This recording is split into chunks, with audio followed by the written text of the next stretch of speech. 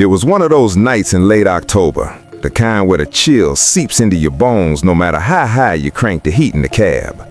I just clocked out from the mill in Beckley, West Virginia, after a double shift that left my hands raw from handling rough-cut lumber and my back aching like it'd been twisted in a vise.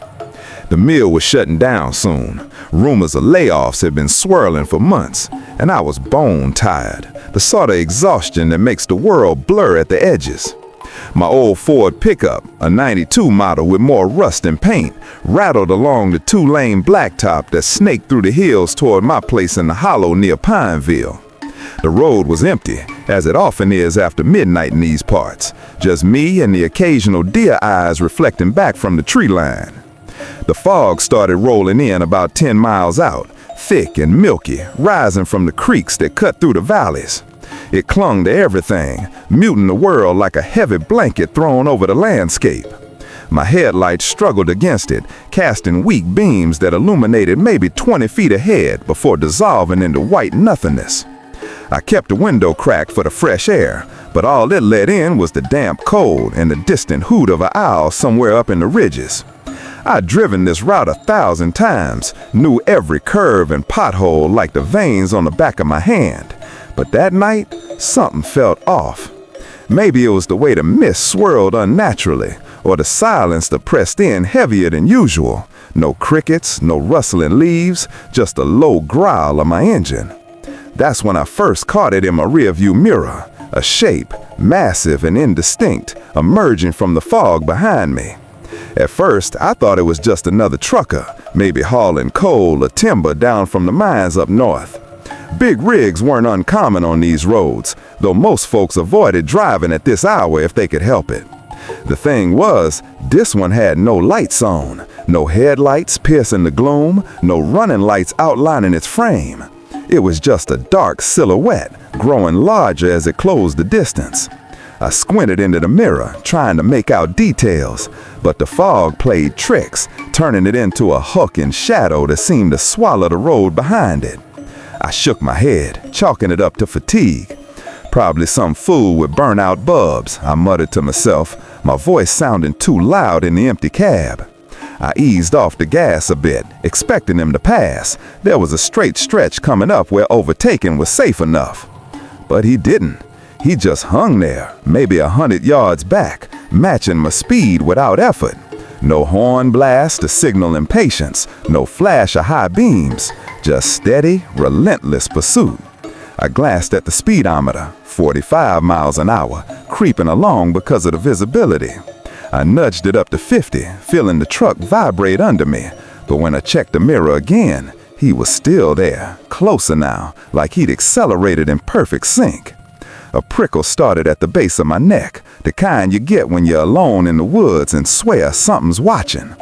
These hills have stories, you know, the kind passed down in whispers at the local diner or around a fire pit after a few beers. Folks vanishing on back roads, never to be seen again. Old-timers talk about the haulers, spectral trucks from wrecks long forgotten, but I'd always dismissed it as moonshine-fueled nonsense. Still, as the miles ticked by, 5, then 10, the unease grew. The road twisted sharper here, climbing into the high elevations where the trees pressed close, their branches like skeletal fingers scraping the sky. I tried the radio to shake the silence, twisting the dial through static until I landed on a faint country station out of Charleston. Johnny Cash's voice crackled through, singing about walking the line, but even that felt mocking in the isolation. By now, the rig was close enough that I could make out its grill and flashes, a wide chrome affair that looked warped in the mirror, almost like a sneer. No license plate visible, no company logo on the doors. I sped up again, pushing 60, the engine whining in protest as I took a curve too fast, tires squealing on the damp asphalt. Heart thumping now, I gripped the wheel tighter, sweat slicking my palms despite the cold. He matched me, effortless, like we were tethered by some invisible chain. "What the hell is this?" I said aloud, my voice shaky. I honked my horn, a sharp, insistent blast, but there was no response, just the echo bouncing off the hills. Up ahead, a deserted rest stop loomed out of the fog, one of those pull-offs with a couple of picnic tables and a rusted trash bin, long abandoned by the state.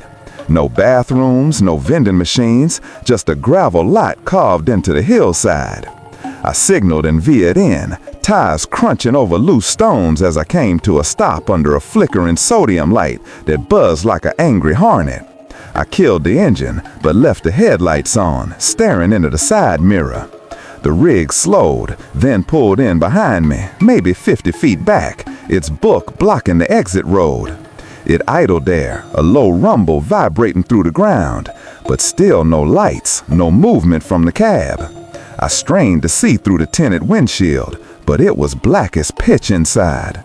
No silhouette of a driver, no glow from a dashboard, just emptiness.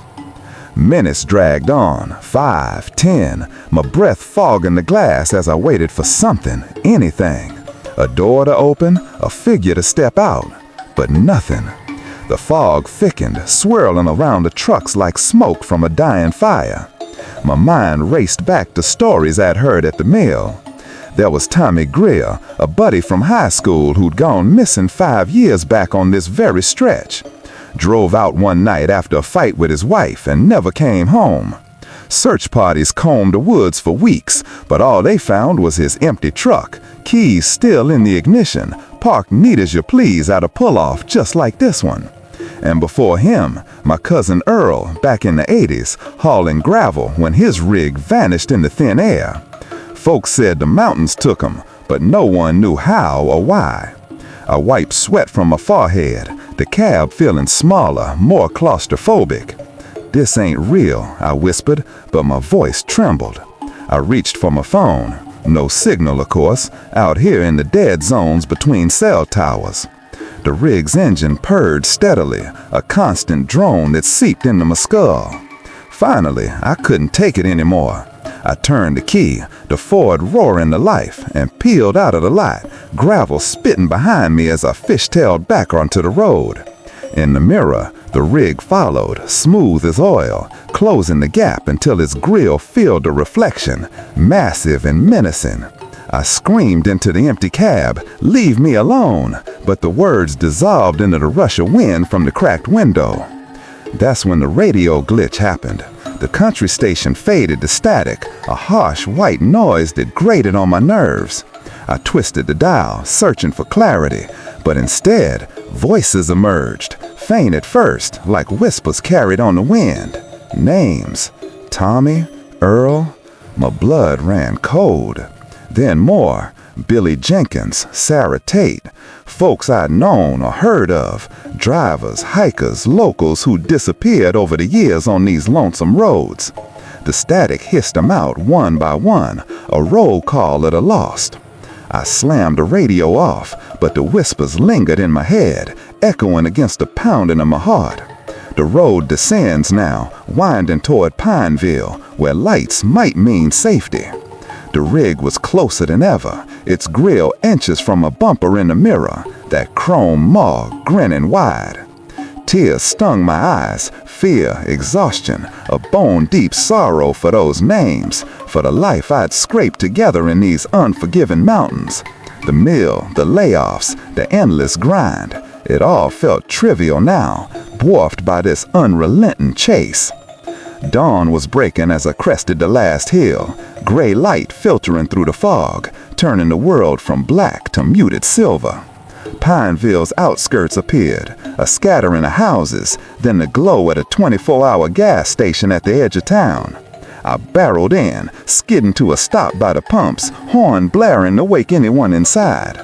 The attendant, an old man named Jed who'd known my pa, stumbled out rubbing his eyes. What in tarnation? I jumped from the cab, pointing back at the road. There was a truck, big rig, no lights, followed me all the way from Beckley. But when I turned, the fog was lifting, and the road stretched empty, no sign of the behemoth that had hounded me. Jed squinted into the distance, shaking his head. "I ain't seen no rig come through. You all right, son? Look like you seen a ghost." I wasn't right. I filled up, bought a coffee with shaking hands, and drove the last few miles home as the sun rose, casting long shadows over the hollow. I locked the doors that night, lay in bed staring at the ceiling, replaying every moment. The shadow emerging, the silence pursuit, the names in the static. That was 6 months ago. The mill closed, and I took a job driving local deliveries, sticking to daylight hours. But the dread never left. On quiet nights, when the windows rattle the windows, I hear it, a distant engine rumble, low and patient, idling somewhere out in the dark. I don't look out the window anymore.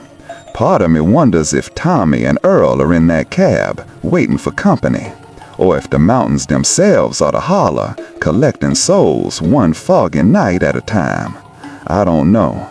I just know it's out there, and one day, it might not vanish with the dawn. It was the summer of '98, and I'd been running lumber hauls out of Harlan County, eastern Kentucky, for nigh on a decade by then. The work was steady if you didn't mind the long hours and the way the roads twisted through those old hills like veins in a miner's arm. Narrow, unforgiving, prone to washing out after a good rain. My rig was a beat-up Kenworth, loaded heavy with pine logs that day, destined for a mill down near Carbon. I'd started out under clear skies, but as evening fell, thunderheads gathered over the ridges, turning the air thick and electric. I remember the smell of ozone mixing with the pine sap leaking from the load, and how the radio kept fading in and out, picking up snippets of gospel from some station up in the hollers. The storm hit proper about halfway through Pine Mountain Pass, one of those sudden gully washes that turn the world to water in minutes. Rain hammered the cab roof like buckshot, wipers snapping futilely against the deluge. The road slickened to mud, ruts forming where the shoulders gave way to steep drops into the underbrush below. I downshifted, crawling along at 20, maybe 25, peering through the windshield for the next curve. These passes had claimed more than a few drivers over the years, folks who misjudged a turn or hit black ice in winter. My Uncle Ray had been one of them back in '72, his semi flipping on a wet night much like this one. They found him pinned in the cab, but the trailer was empty, cargo vanished like it had never been. Family never talked much about it after the funeral, just chalked it up to bad luck and moved on. But nights like this, with the rain closing in, I couldn't help but think of him. Visibility dropped to nothing, the headlights reflecting back off the sheets of water, making ghosts of the trees lining the road. I hadn't seen another vehicle for miles, no surprise really, as most locals knew better than to tempt fate in weather like this. The CB crackled now and then, but no chatter, just static hissing like distant whispers. I tried raising dispatch, but the signal was swallowed by the storm. Alone out there, with the mountains pressing close on either side, a man starts to feel small, like the hills are watching, waiting for a slip. That's when I rounded a bend and saw it, the overturned semi, sprawled across both lanes like a failed beast. Its trailer had jackknifed, splitting open along one side, contents spilling out onto the muddy asphalt. Crates busted, splintered wood mingling with the rain. No flares lit, no hazard lights flashing, just the bulk of it looming in my high beams, rain drumming off the metal. I eased my rig to a stop, maybe 50 yards back, hazard lights on, engine idling rough in the downpour. Heart picked up a bit. Wrecks like this weren't unheard of, but out here, help could be hours away. I grabbed my flashlight from the glove box, an old mag light with fresh batteries, and my rain slicker, though it wouldn't do much good in this torrent. Stepping out, the rain hit me like a cold slap, soaking through my boots in seconds. The air was heavy with the scent of wet earth and diesel, a faint acrid tang that suggested a fuel leak. I slogged forward, beam cutting through the curtains of water, calling out, "Hey, anybody hurt? You all right in there?" No answer, just a relentless patter and a groan of wind through the pines above. The cab was tilted at an odd angle, driver's door hanging ajar like it had been flung open in a hurry. I approached cautious, shining the light inside. No blood, no body slumped over the wheel, empty. Keys dangled from the ignition, swaying slightly as if just abandoned. Papers flooded on the dash and floor, manifests looked like, with scribbled notes and routes mapped out in faded ink. I climbed up onto the step, leaning in for a better look, water dripping from a hood onto the seats. The manifests were for hauls that didn't make sense. Deliveries dated back years, names of recipients crossed out in thick red marker, like they'd been erased one by one. One sheet caught my eye. Shipment from 72, same route as this pass, consignee listed as Ray Harlan, my uncle's name. A chill ran through me, deeper than the rain. Couldn't be, had to be coincidence, some old paperwork left in the glove box. But the date matched his accident, down to the day. I stuffed it in my pocket, telling myself I'd check later, and swept the light around the cab again. Radio was off, but the interior light flickered weakly, casting shadows that danced with the rain's rhythm. Outside, the wreckage spread wider than I thought. The trailer's gash revealed more crates, some intact, others smashed, their contents sodden and scattered. I hopped down, mud sucking at my boots, and made my way around back, shouting again into the storm. If you're out there, holler, I got a CB, can call for help. Silence, save for the water rushing in rivulets down the hillside. That's when the whisper started, low at first, like wind whistling through the cracks in the trailer, but it built, forming shapes that almost sounded like words. I froze, beam trained on the split seam, heart thudding against my ribs. The load, watches, it seemed to say, faint and raspy, carried on the gusts. Nerves, I figured, storm playing tricks, air pressure or something. I'd heard tales from other drivers about mountain murmurs, echoes from the hollers that mimic voices, luring folks off the path. But this felt closer, more deliberate. Shaking it off, I knelt by one of the spilled crates, light revealing not lumber or goods, but stacks of old photographs, yellowed and curling at the edges from the wet. Dozens of them, faces staring up, men, women, some kids even, all with that blank, fixed gaze like old family albums. But as I picked one up, water smearing the ink, the eyes seemed to shift, following my movement. Impossible, trick of the light, rain distorting things. I dropped it, grabbing another, a man in a trucker's cap, posed stiff, background a foggy road much like this one. Looked familiar, like a face from the mill back home. The whisper came again, clearer.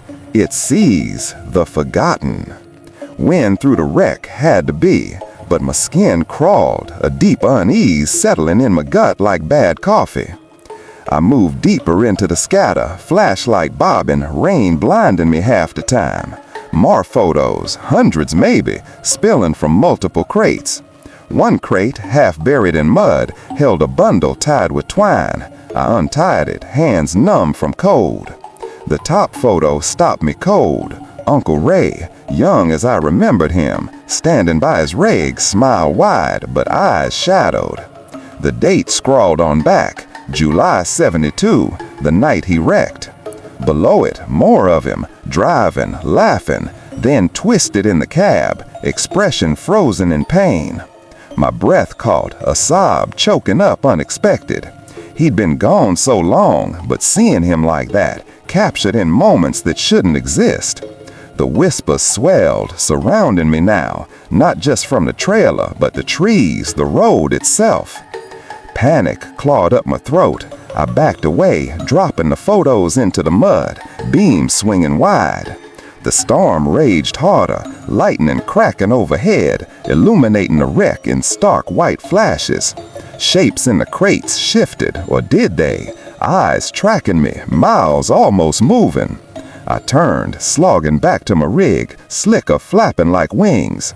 Climbed into the cab, slammed the door, water pooling on the floorboards. Key in the ignition, turn, nothing. Engine clicked, dead as stone.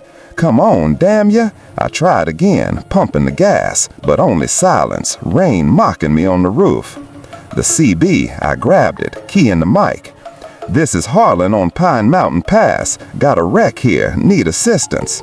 Static roared back, drowning my words, but through it, voices emerged, faint recountings of crashes, dates, names. My uncle's among them, detailing his last moments, the skid, the flip, the crush of metal. Then others, wrecks I'd heard of, some I'd witnessed, pulling bodies from twisted steel back in my early days. The cab grew colder, breath fogging the glass as the whisper seeped in, personal now. You left them, buried the guilt. Memories flooded, a haul in 95, swerving to avoid a deer, clipping another rig. Driver walked away, but I'd never reported it, fear of losing my license. Another time, ignoring a plea on the CB, too tired to stop. The voices listed them, accusatory, pulling at threads I'd long ignored. I pounded the dash, screaming into the static, "Stop, it ain't true." Finally, on the 5th try, the engine coughed to life, rumbling under me like a reluctant beast. I threw it in gear, maneuvering around the wreck careful, tires spinning in mud before catching. As I pulled away, glances in the mirror showed the semi unchanged, but the whispers faded with distance, leaving only the storm's roar. I made it to Carbon by dawn, sky lightening to a bruised gray, rain easing to drizzle. Delivered the load, didn't mention the wreck. Dispatch said no reports came in, no missing rigs. I drove home to my empty trailer in the holler, wife long gone, kids grown and scattered. That paperwork from the cab, burned it in the barrel out back, but the photo of Uncle Ray I kept, tucked in a drawer. Nights now, especially when rain taps the tin roof, I hear 'em again, whispers from that cursed stretch, eyes from those photos watching in dream. I used to run dry van loads between Knoxville and Asheville, back when I still believed a man could outrun his past by keeping the wheels turning. There was this one truck stop on Route 19, just past the North Carolina line, that I'd hit whenever the logbook said I had to shut down. Place didn't even have a proper name anymore. The sign just buzzed "Eat" in half-lit red, the other letters long dead. Inside smelled of burnt grease and bleach, the kind of smell that clings to your clothes and reminds you you're nowhere near home. The waitress, Marlene, had been pouring coffee there since Nixon was president, and she moved like every step hurt, but she'd be damned if she let you see it. Most nights it was just me, a couple of locals nursing hangovers, and the hum of the cooler that never quite kept the milk from souring. It was one October evening in 2003. The fog came in so thick you couldn't tell where the mountain ended and the sky began. I'd pulled in around 9, bone tired after wrestling a load of furniture through the Pigeon River Gorge.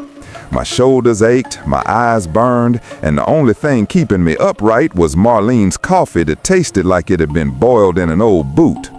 The diner was empty except for me and the low drone of a television stuck on a test pattern. I sat in my usual booth by the window, staring out at the gravel lot lit by one sickly sodium lamp. Nothing moved, even the crickets had given up.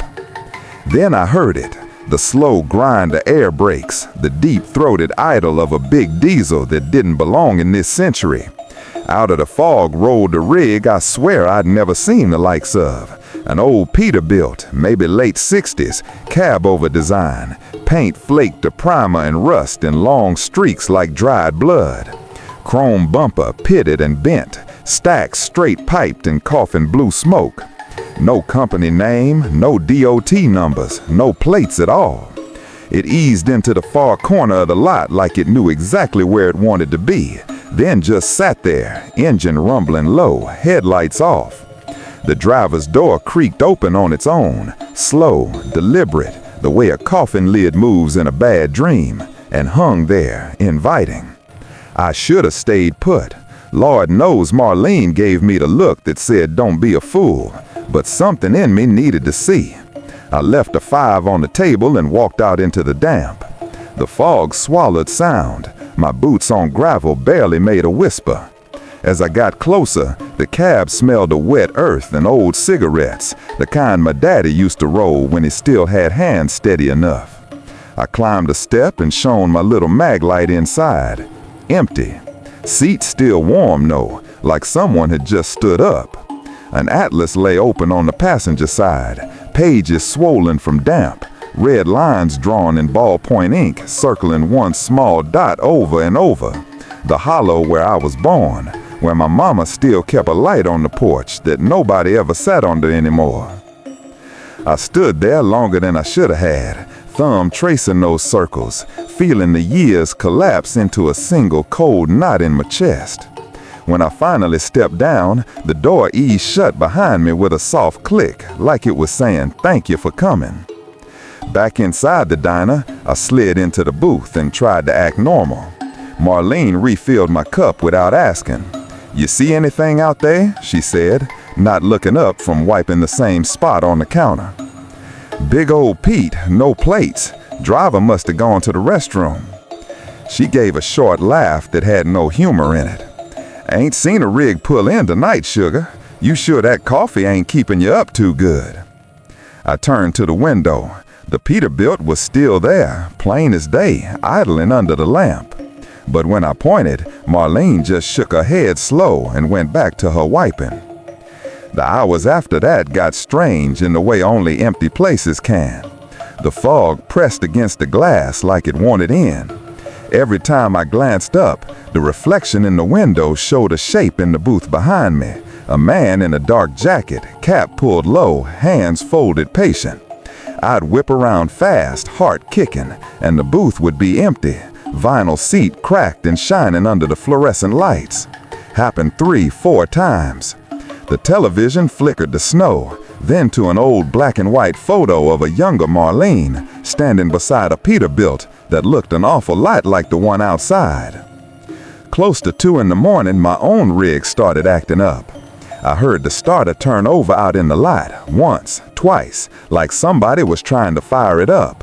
Then the headlights began flashing, long, short, long, over and over. I knew that pattern from when I was a boy, my daddy teaching me Morse on a flashlight across the cornfield. SOS. I grabbed my coat and ran outside.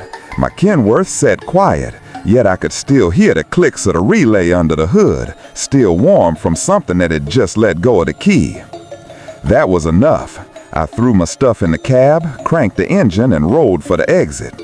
In the mirror, the Peterbilt pulled out behind me, no lights, just a darker shape in the fog. I hit 60, 70 on that winding 2-lane, tires singing on wet pavement, and it stayed right there, 300 yards back, never closer, never farther. Every curve I took, it took. Every time I crested a ridge and thought I'd lost it, those twin stacks would rise again out of the mist like chimneys on a ghost house. I didn't stop until I crossed the county line and the first street lights of Newport appeared. Only then did the rumbling fade, swallowed by distance and the low moan of wind through the pines. When I finally looked back, the road was empty. I avoided that stretch of 19 for years, took the long way through Newport Gap, even when it added 2 hours. But some nights, when the fog rolls down off the Smokies and the coffee tastes like ash, I feel it, the tug, gentle as a hand on my sleeve. A couple months ago, I was cleaning out the sleeper and found an old logbook I didn't remember owning. Pages filled with handwriting that wasn't mine, entries from drivers I never met, all stopping at the same mile marker, all writing about a visitor who sat across from them and knew things nobody should know, where they hid the bottle, whose name they whispered when they thought nobody heard, the exact date and curve where they'd one day fall asleep at the wheel.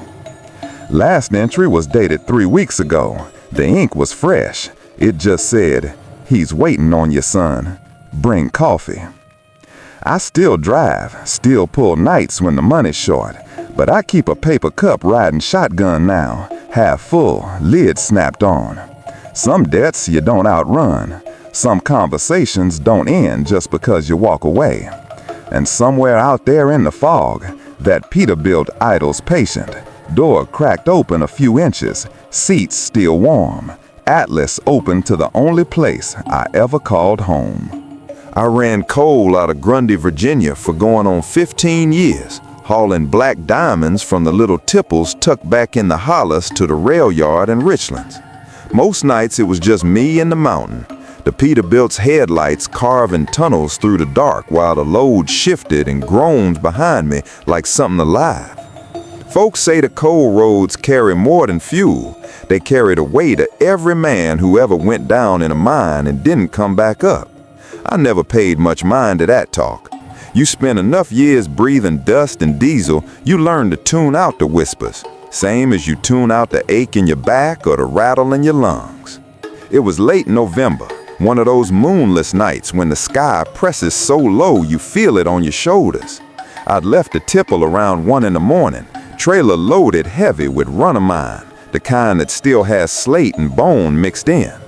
The road I took was old Route 646, nothing but gravel and switchbacks, the sort of stretch the state forgot about once the interstate came through. My CB was quiet. Even the preachers out of Bluefield had gone to bed. Just the low growl of the engine and the occasional clink of chain against the binder racks.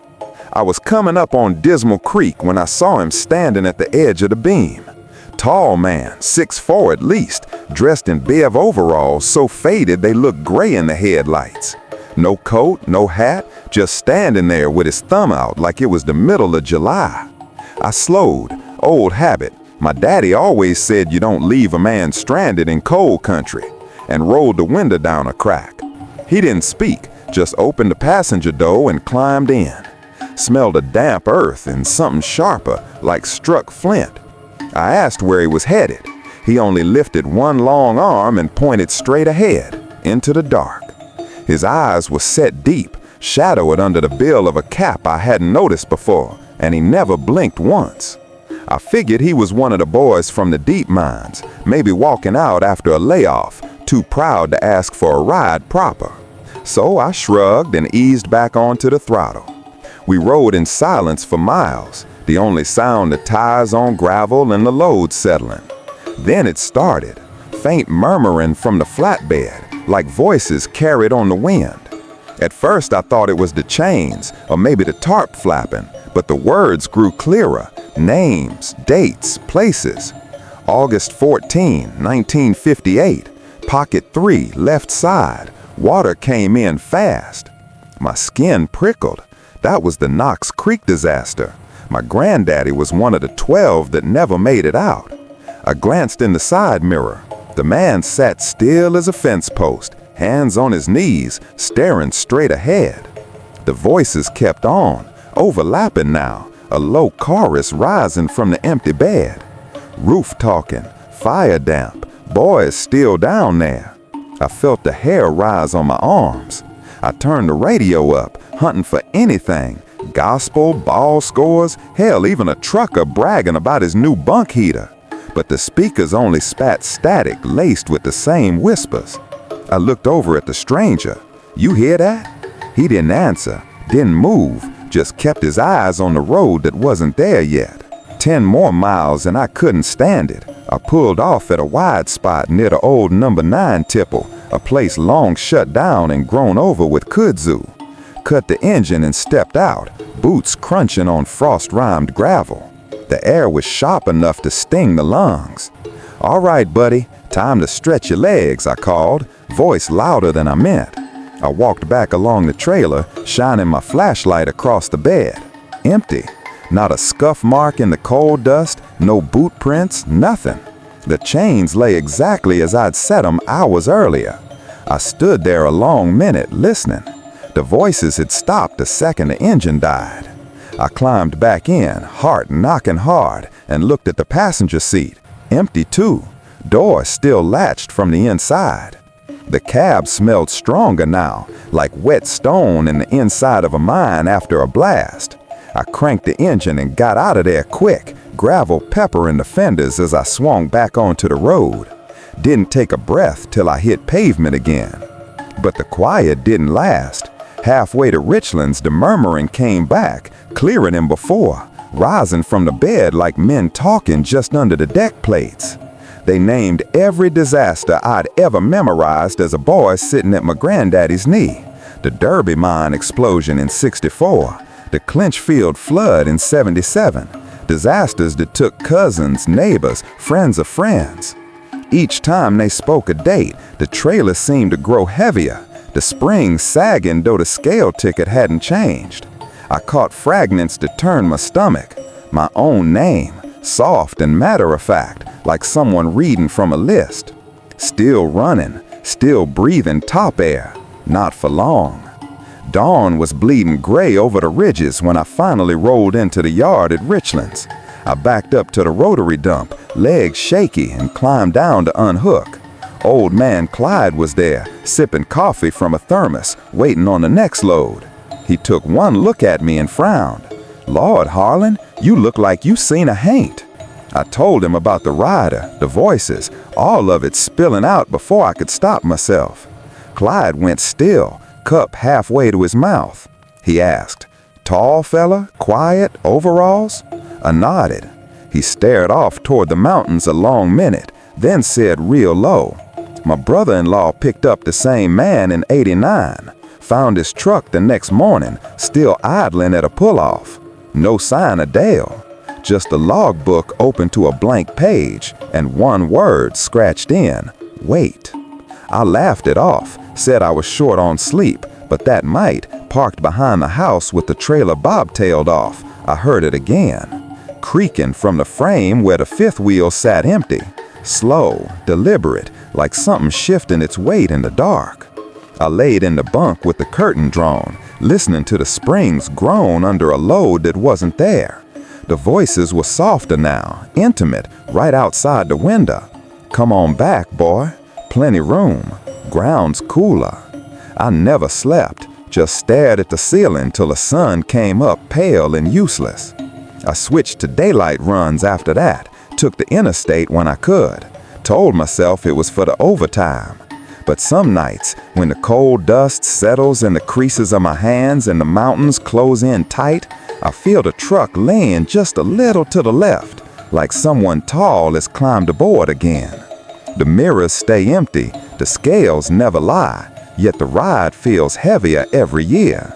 And sometimes, when I'm bone-tired and the road goes quiet, I catch a glimpse in the reflection, just a shadow settling onto the catwalk, patient as stone, waiting for me to point the way home.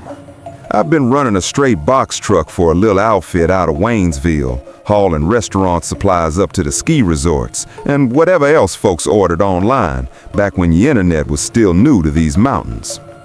February 2001, the night before a big snow was supposed to shut everything down, I took a late load bound for Boone. The boss promised double pay if I beat the storm, and money was tight that winter. My wife was pregnant with our second, and the hospital bills were already stacking up like firewood.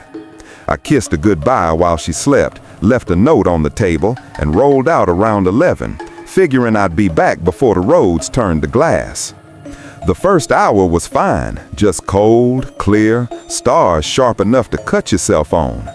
Then I dropped into the gorge on 221, and the fog came down all at once, thick as quilt batting, the kind that turns your headlights into useless yellow smears.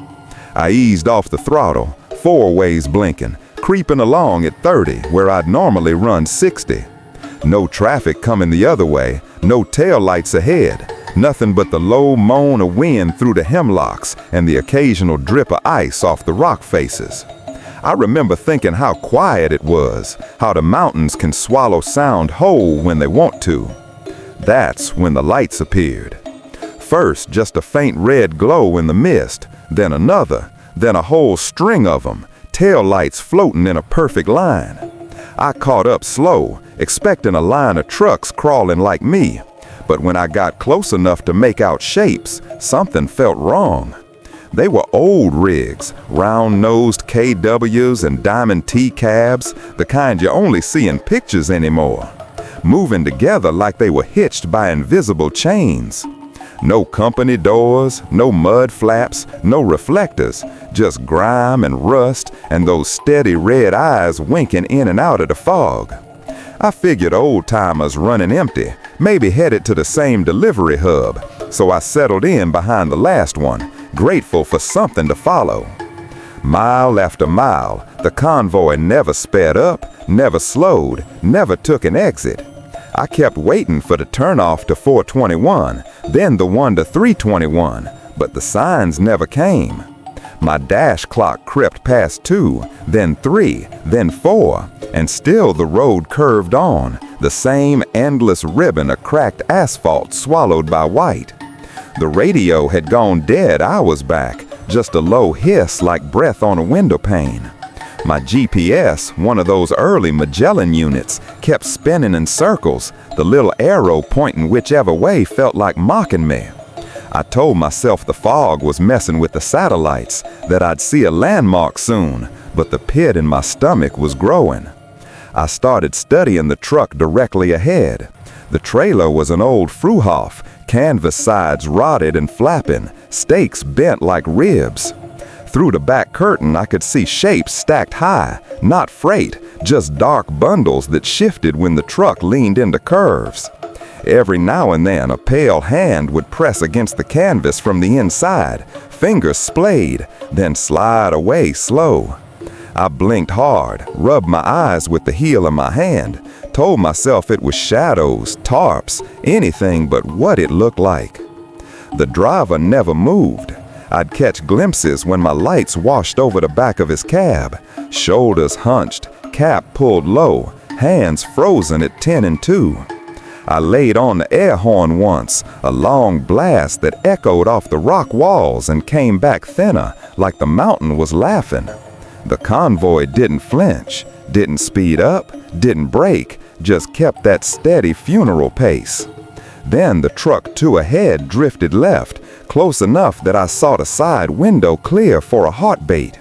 The face that turned toward me was gray, sunken, eyes like knots in old wood. Its mouth moved, slow, deliberate. My name came out, not loud, but clear as if the man sat beside me. Jake. I stood on the brakes, tires locked, ABS chattering, the box truck sliding sideways on the damp pavement.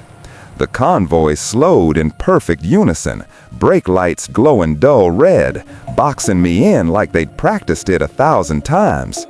I was shaking so hard the wheel vibrated in my hands. I flashed my high beams, hammered the horn again, anything to break the rhythm. But they only crept forward, patient, inevitable. The air in the cab grew heavy, tasting of coal dust and wet leaves. On the passenger seat, my cell phone, useless for signal, lit up by itself and displayed a single text from a string of zeros. Still room up front. I don't know how long we rode like that. Minutes, hours. Time felt stretched, like taffy pulled thin. Then the fog parted just enough to show a shape on the right. An old wooden bridge, planks half rotten, the kind that used to carry logging trucks before the new highway went in. No sign, no guardrail, just a black gap yawning off the shoulder. Something in me snapped awake. I yanked the wheel hard, tires spitting gravel, and plunged off the road. The truck bounced violent, crates slamming in the back, my head cracking the roof. Branches whipped a windshield, the undercarriage scraped rock, and for one terrifying second, the whole rig teetered on the edge of the bridge. Then the front wheels dropped, caught, and I was across, fishtailing into a clearing choked with laurel and dead hemlock. I killed the engine and sat listening to my blood pound in my ears. Behind me, the red lights hovered at the tree line for a long moment, then one by one winked out. The fog closed like a mouth. I didn't move till the sun came up pale through the clouds, burning the mist off in patches. Found my way back to the highway eventually. But the road I'd been on, the stretch with no exits, it wasn't there. Just a long curve I must have followed in circles all night. Folks in Boone said I looked half dead when I finally limped in at noon, eyes red, knuckles scabbed from gripping the wheel. I asked around careful about old wrecks on 221. Old-timers told me about Christmas Eve 1957. A convoy of coal trucks caught in freezing fog, jackknifed one after another into the gorge. 23 men. They never did find all the pieces. I finished that run and quit the next week. Took a job driving a bread route in Tennessee, where the roads are flat and the fog don't lie so thick. But every winter, when the clouds sag low and the weatherman talks about dense advisory, I feel it, that pull, like a hand between my shoulder blades, nudging me toward the door.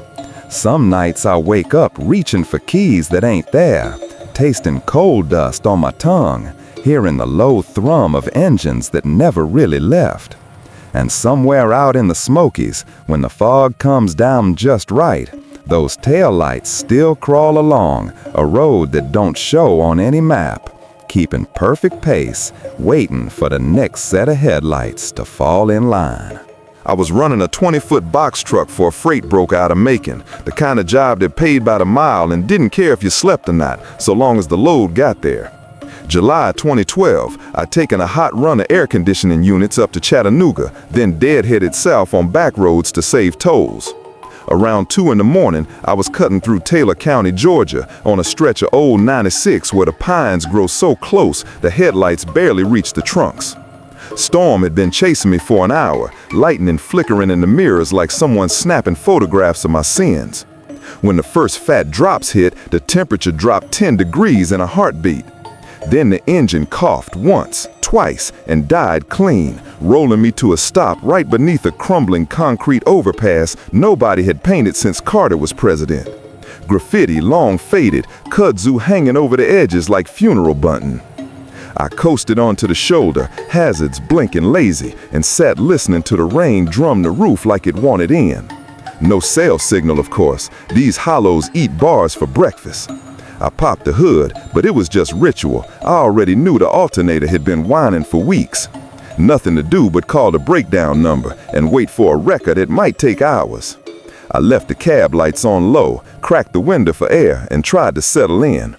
The overpass arched above me, dripping steady through the expansion joints, water running in brown rivulets across the asphalt and disappearing into the weeds below.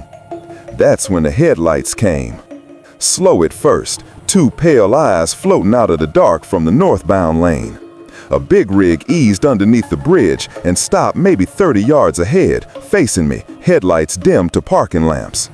Old conventional cab, maybe a Freightliner, paint shot to hell, stacks belching just enough smoke to prove it was alive. Engine settled into a low, patient idle that vibrated up through my seat like a cat purring on my spine. I waited for the driver to climb down. 2 trucks broke down in the same storm, natural to check on each other. But nobody came. Doors stayed shut, no silhouette in the windshield, just the rain and that steady thrum.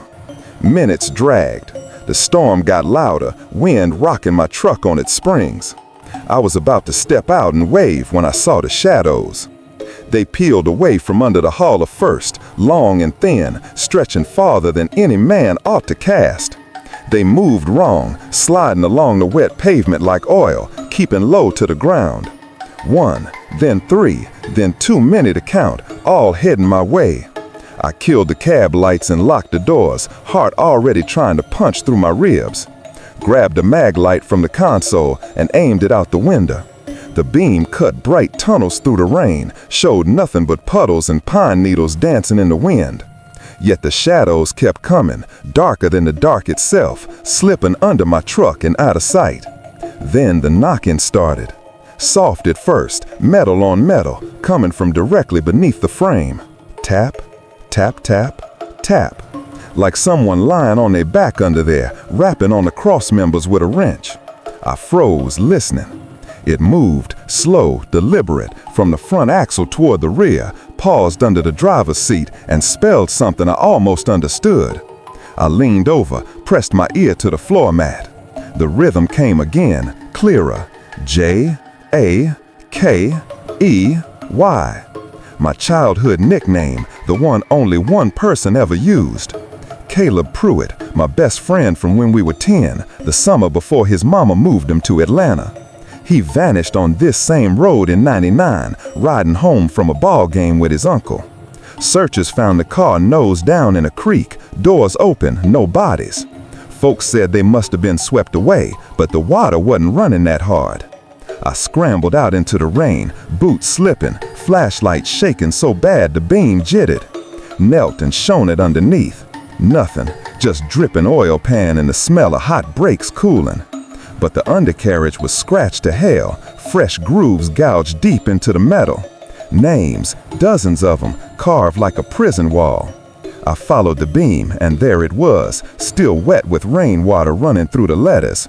Caleb Pruitt, 7-1-99. Next to it, Nua, the steel still bright where the tool had bitten. My own name, half finished, the Y only a suggestion. The hauler's air horn split the night then, one long mournful bellow that rolled down the hollow and came back thinner, like an echo that had forgotten how to die. I dropped the flashlight, scrambled back inside, slammed the door, and sat soaked and shaken. The shadows were everywhere now, sliding up the windshield, pressing against the glass like smoke trying to take human shape. They whispered, not with voices you hear with your ears, but with memory, things I'd buried so deep I thought the dirt had settled for good. Caleb laughing the day we stole peaches from Miss Ula's tree. The way he looked at me from the rear window of his mama's car the day they left. The lie I told the sheriff when they asked if I'd seen him after the game, said no because I was scared I'd get grounded for sneaking out. Every regret poured through the cracks in the floorboards, cold as creek water. I don't know how long I sat there. The rain slowed to a whisper. The hauler never moved, never shut off, just idled like it had all the time in the world. At some point, the shadows thinned, drawn back the way they came, sliding under the big truck and disappearing between the duals. The horn didn't sound again. Headlights finally showed up around 5:30, a rollback from a yard in Butler, the driver half asleep and cussing the hour. He hooked me quick, didn't notice the scratches or ask why I kept staring at the empty northbound lane. When we pulled away, the hauler was gone. No tire tracks in the mud, no oil drip, nothing to prove it had ever been there, except a chill in my bones and the half-carved letters under my truck. I sold that box truck the next week, took a warehouse job in Macon where the lights stay on all night. But every time I cross a bridge now, even in broad daylight, I ease over to the outside lane, keep the window up, and try not to look down at the shadows pooling beneath the tires. Some nights, when the rain smells like North Georgia pine and the thunder sounds too much like a diesel idle, I'll wake up tasting iron. I'll go out to the driveway and run my hand along whatever I'm driving now, feeling for fresh scratches that weren't there yesterday. So far the metal's clean, but I know they're patient. They've got all the time in the world, and one of these storms, they'll finish what they started. I was running a dry van load out of Mobile, bound for a warehouse in Huntsville. Nothing special, just pallets of box ceiling fans a big box store had overordered.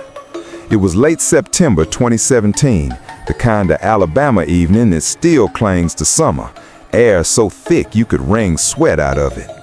I'd picked a trailer up sealed at the port, number checked out, weight ticket said 38,400 pounds, light for a 48-footer.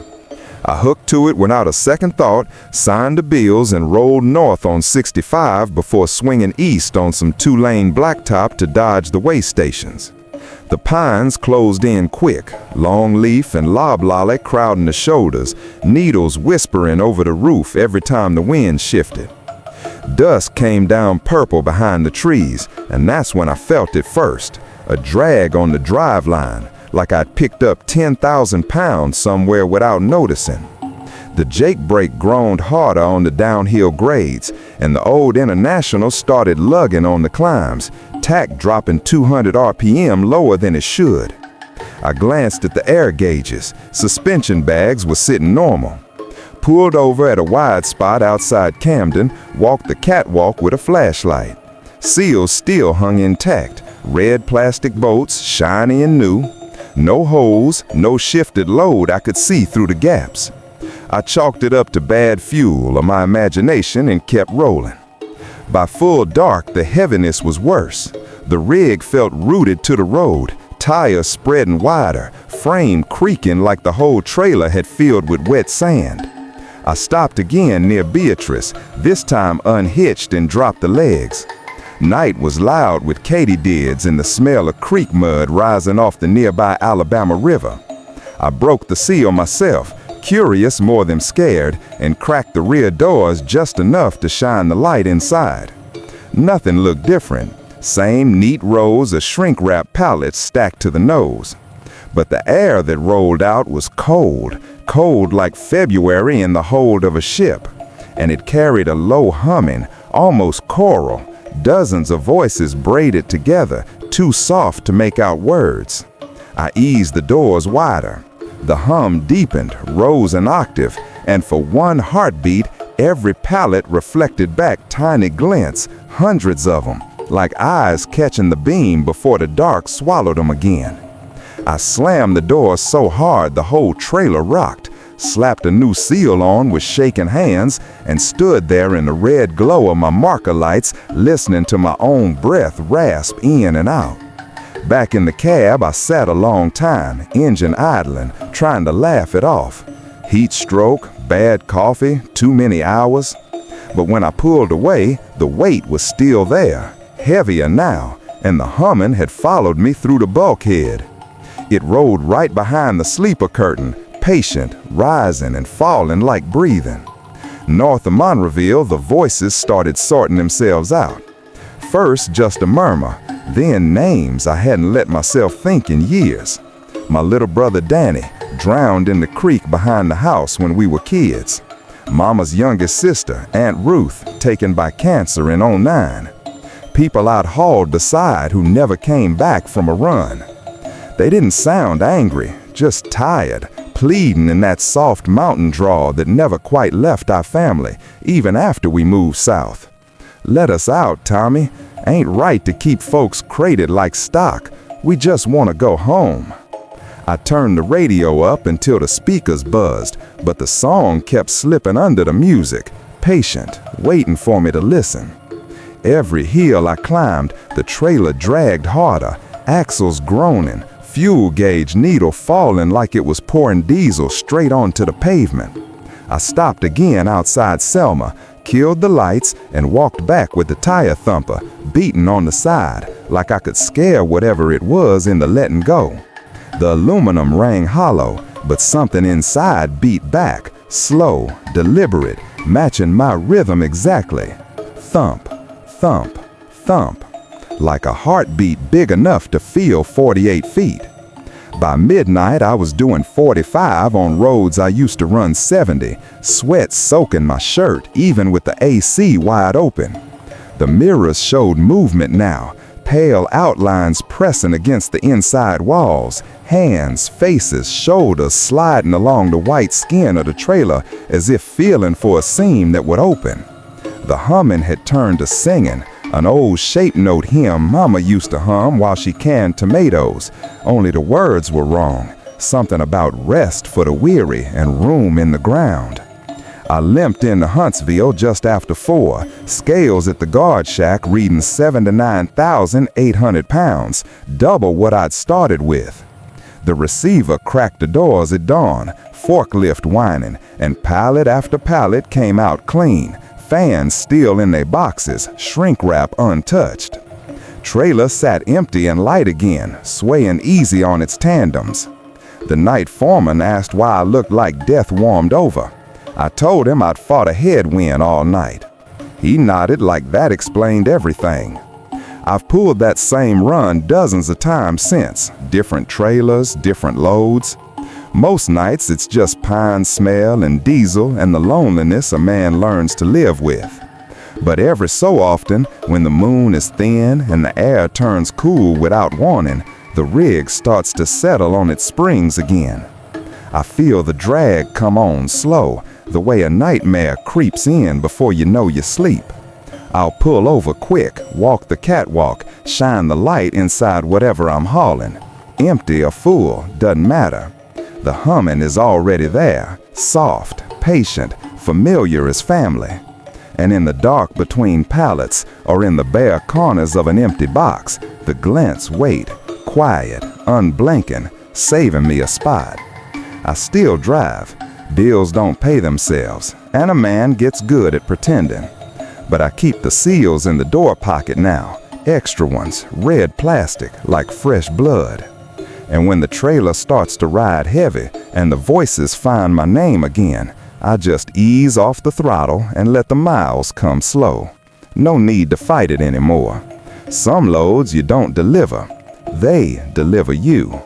And one of these nights, when the humming finally matches my own heartbeat perfect, I reckon I'll just pull over for good, crack the doors wide, and climb back to see what's been waiting all this time.